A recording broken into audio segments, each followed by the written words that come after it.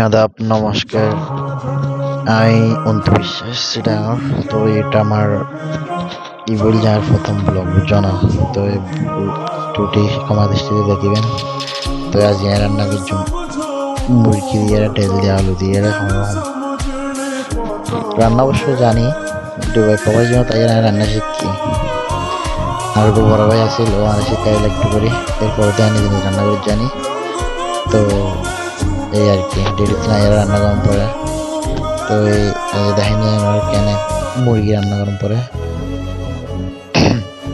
তো এই এক গ্যাসের বাতো জায়গা আরেক গ্যাসের মধ্যে কি করে ফেলে মুরগি রান্না করে ফেলে।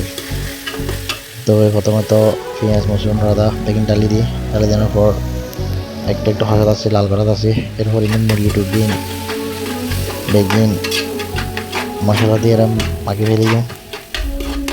মশলা দিয়ে মাখানোর পর বেগুন ডালি দিই, সুন্দর করে মাখাতেছি, মাখিয়ে এর ভালো করে লাল করে খেলাম করি মজা না উঠতে চললে।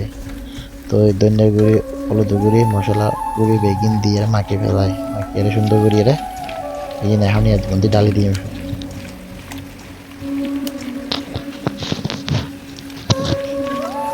মাঝে মধ্যে বাতা সেট করি, বাতা এনে নামাই ভালো করে নামাকে আবার নেব ওয়ারিং দিয়ে একটু হসম করলো না হয় ফেলি মজা নয় তো হয়তো নেই।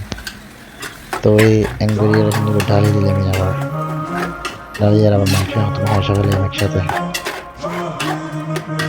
এরপর এক পকেটে আবার সেই যে ভাত হয়ে নেই, আর ভাত আবার যদি হসলা যোগে খানো যোগে করলে মুরগির মধ্যে বাকি ডাল দিয়ে দিই, এখন ডাল সুন্দর ধুয়ে ঢালি দিই, এরপর আর একটু হসা যাবে, হসানোর পর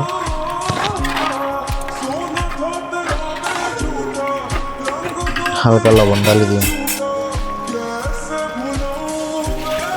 এরপর আরো ডালন দিয়ে ডালি দিই। প্রচুর গরম পড়ে, গরম হলে পুরো কেটে নিই 35 ডিগ্রি গরম পড়ে, গামি চলে দিই আরামে